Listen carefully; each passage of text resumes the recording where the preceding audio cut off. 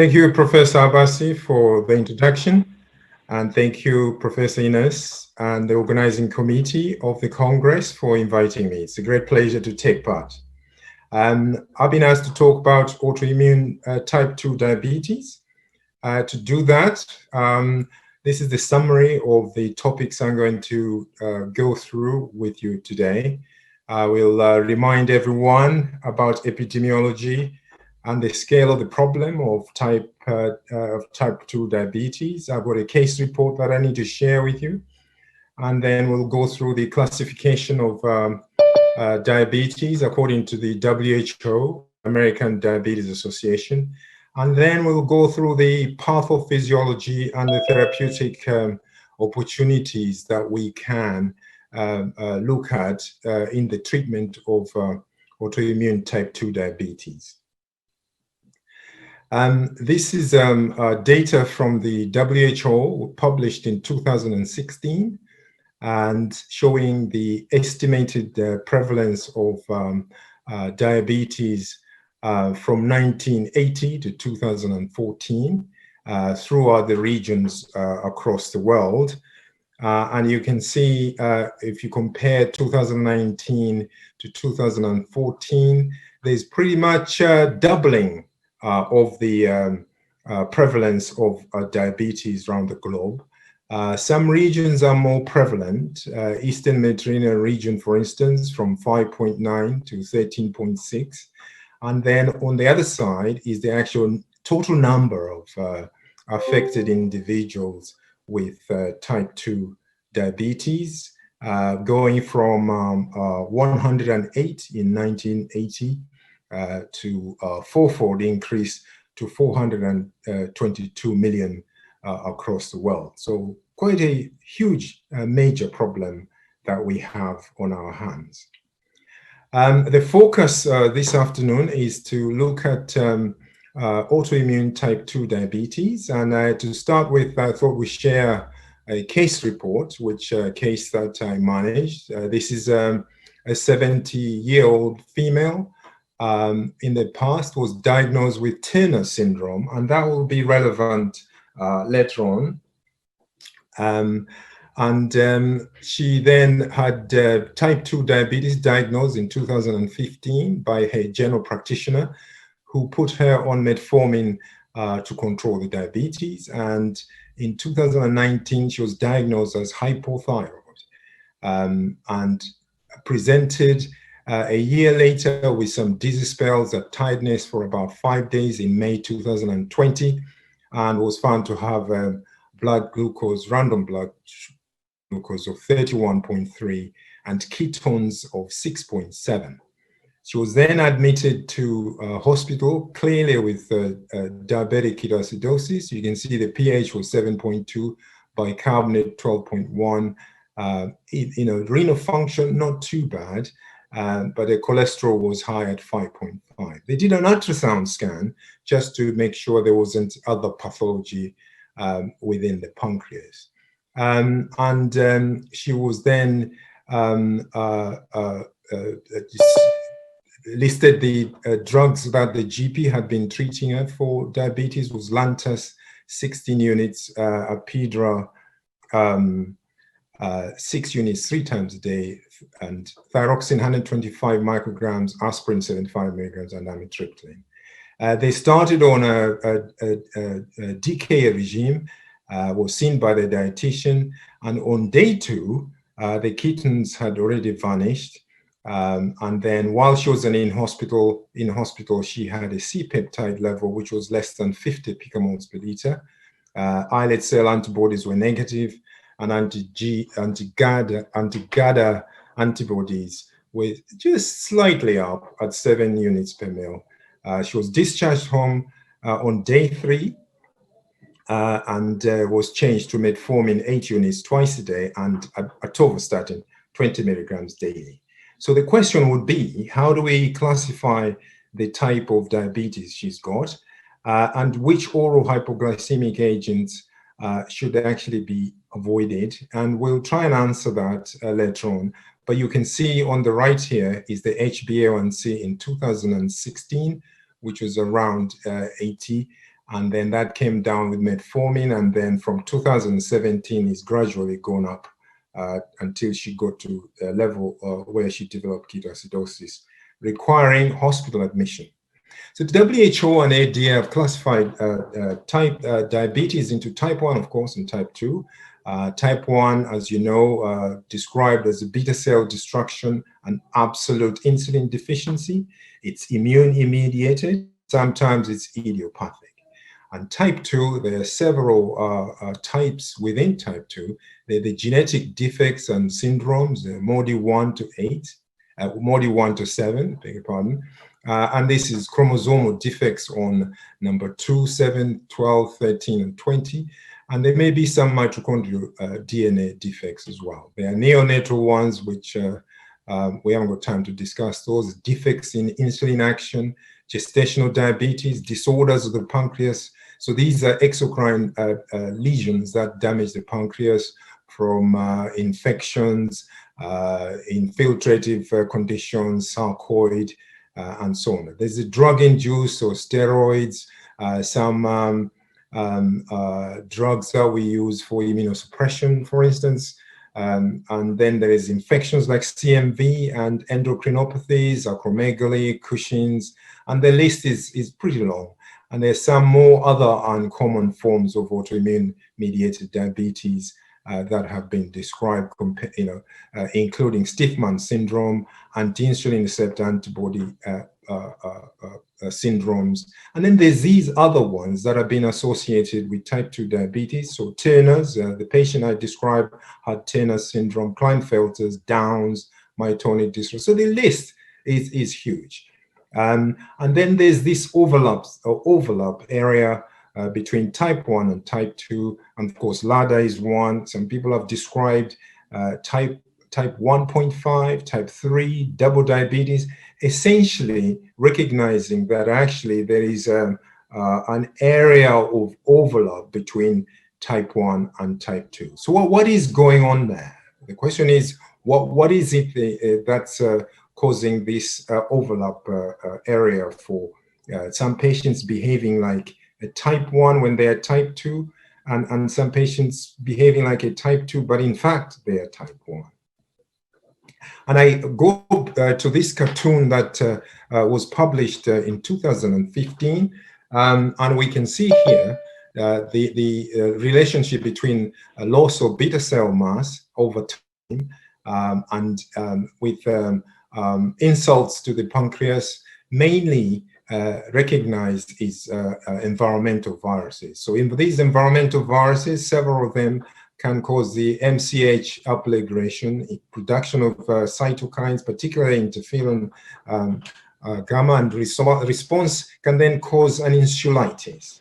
And over time, some of these patients will then develop impaired glucose tolerance, at which point you may say they can be recognized as type 2. And then the ones that rapidly drop beta cell mass would be recognized as type 1 diabetes. And some of this it is not quite clearly identified what goes on, but then there are these, both groups can then produce the autoantibodies which can then be picked up in clinical practice. But in general, the beta cell mass reduction with an environmental insult is much dramatic in type 1 diabetes.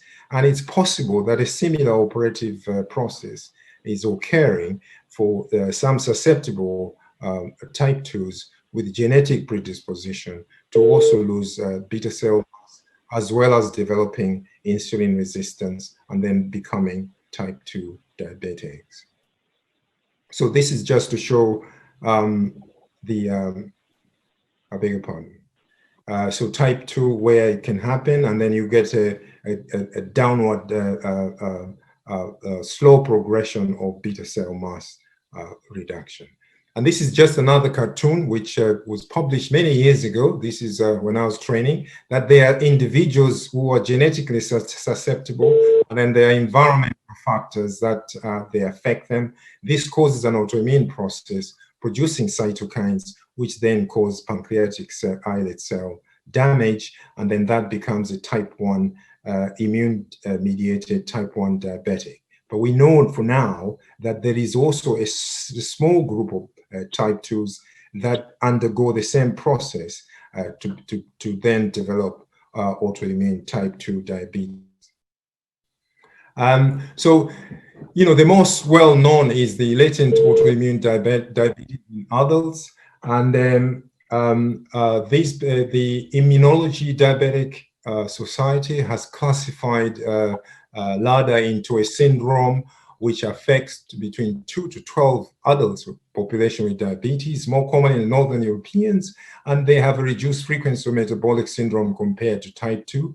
And these patients tend to have lower BMIs, lower blood pressures, and their lipid profile may be quite normal compared to type 2s. The C peptides tend to drop more slowly than type 1, and the GADA antibodies are positive in some patients, and then there are other autoantibodies that also may be produced during the clinical course of these patients. They tend to have a family or personal history of autoimmune conditions. So hypothyroid was one in the case that I showed you, and they're typical insulin independent for at least 6 months from the time of diagnosis. And a lot of the times, between 5 and 10% may be misdiagnosed as type 2 diabetes.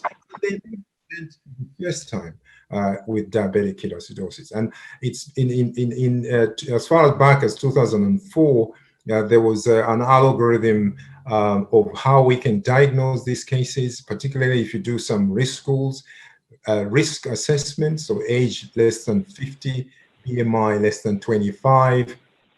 They may have acute syndromes with symptoms. They may have a history of autoimmune or family history of autoimmune disease. So depending on those risk factors, if they have 2 or more of those, then they are high risk of LADA, in which case you measure GADA antibodies. If they're negative, then obviously those patients have type 2 diabetes. And if they're positive, then you label them straight away as LADA, and then you measure their C peptide as well. And then the ones that are low risk or mild risk, you can go straight to measure a C peptide. And if C peptide is negative, then we could label those as type 2 diabetes. And those that are positive could be labeled as now, if you put all this together, sorry, it's a busy slide, but I'll rapidly go through it with you. If you take compare type 1 LADA and type 2, then you can see that age of onset in type 1s tends to be in childhood or adolescence, whereas the LADA usually is between 30 and 50 years old. And the lady I showed earlier on was 55 years old at diagnosis of diabetes, whereas type 2 tends to be in the adult population. And as I said before, insulin requirement may be at least 6 months after diagnosis of LADA. Compared with type 2, they usually don't need insulin at the beginning. And the BMI is the key thing that in type 1 is less than 25, and it tends to be over 25 in LADA, and of course in type 2, BMI is always a problem. And then the islet cell antibodies in both type 1 and LADA, they may be positive. And then you've got these other features which also can help you define which group these patients are. So Pozzolini then published this cartoon to show how the whole spectrum can relate in terms of autoimmune antibody production and insulin resistance. And you can see to the right, if I can get that, I'm not sure whether you can see that. So if you have more to do, if you have a higher frequency of insulin resistance, you tend to be type 2. If you have a higher autoimmune antibody levels, then it's LADA and type 1. And then, even in normal patients with normal glycemia, you may pick up these cases that may have antibodies with perhaps sort of impaired glucose tolerance. So there's this spectrum of diabetes that overlaps in the middle. What about therapeutic strategies then? Obviously, predominantly it starts as a type 2 therapy. So a lot of these patients may start with oral hypoglycemic agents. And there are these studies here that have been published before, just to show that actually beta cell function in response to therapy, there may be a benefit if some groups of oral hypoglycemic agents are used. So the first one is a randomized open-label study between giving insulin versus sulfonylureas, and then comparing positive for GADA in the progression of the diabetes stage. And you could see that the progression of insulin-dependent state was lower in the insulin group compared to sulfonylureas. Sulfonylureas tend to aggravate beta cell loss, as you all know.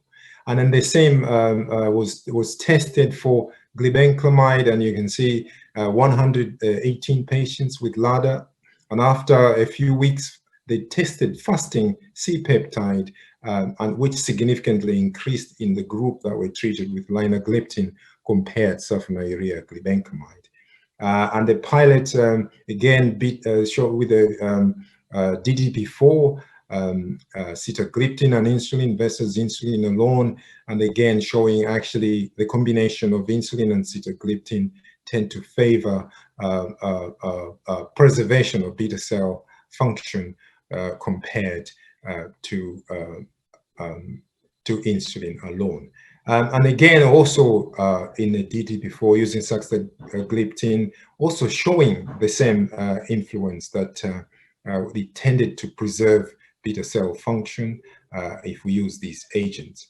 And the GLP receptor antagonist, dulaglutide, also showed the similar effect, that there was a preservation of beta cell in GADA patients compared to other treatments. So what do we do then in terms of putting algorithm together for glycemic control in the LADA patients? And this is an algorithm that's come out recently from an international expert panel. Basically, we measure the C-peptide, and we find it's between 0.3 and 0.7. If there isn't established atherosclerotic disease or CKD, then we can use any of these agents, the DDP4, GLP receptor antagonists, CGLT2 inhibitors, or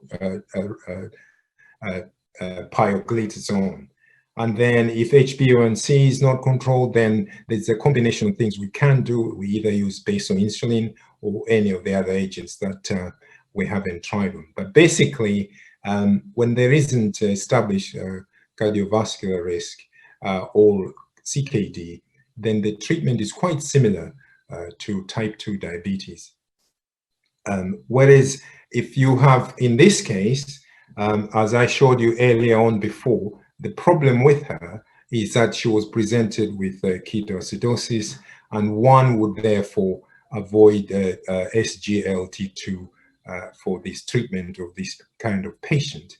And of course, you wouldn't use sulfonylureas in these patients to try and reduce the beta cell mass reduction over time. And then in terms of patients with C-peptide that is between 0.3 and 0.7, then as I said to you before, you can start as a treat like you do with the type 2 diabetes metformin, and then if they have established atherosclerotic disease, then you can use the GLP-1, SGLT2, basal insulin, and use GLT2 in those patients with heart failure or predominantly at risk of CKD to try and preserve renal function. What about other research? This was just to show you that there is a hope in the future that there may be other therapeutic agents, and this is a study looking at the use of GAD vaccination in the randomized dose-escalated study looking at autoimmune diabetes that was published in 2009. And what they found that the patients who had GADA-positive diabetes were administered this recombinant anti-GAD vaccine to see if there would be preservation of C-peptide, i.e. preservation of beta cell function, which they showed at different doses, and they didn't find any adverse effects with this agent in this group of patients. So there is some hope that we could give other agents to reduce beta cell loss over time. So to conclude, adult onset autoimmune diabetes encompasses this a broad spectrum of clinical and metabolic features ranging from predominantly insulin resistance to predominantly insulin deficiency, probably due to a combination of genetic and environmental factors. There's a slow evolving form of autoimmune diabetes described as latent autoimmune diabetes of the adults, accounting between 2 to 12% of the patients with adult onset diabetes. At diagnosis, the autoimmune can resemble type 2 diabetes by its requirement of insulin treatment, particularly if it prevents late. And then these patients will have some immunogenic markers associated with type 1 diabetes. The strategy is the same. You want to try a metabolic control and preserve beta cell mass function as well as you can do. Several data have showed insulin treatment as well as DPP-4 can sustain residual beta cell function. And of course, insulin therapy at low dose can be prescribed to larger patients, whereas sulfonylureas can hasten insulin dependence and should not be used as first-line therapy for patients with LADA. So, Chairperson, I wish to stop there, and many thanks for your attention.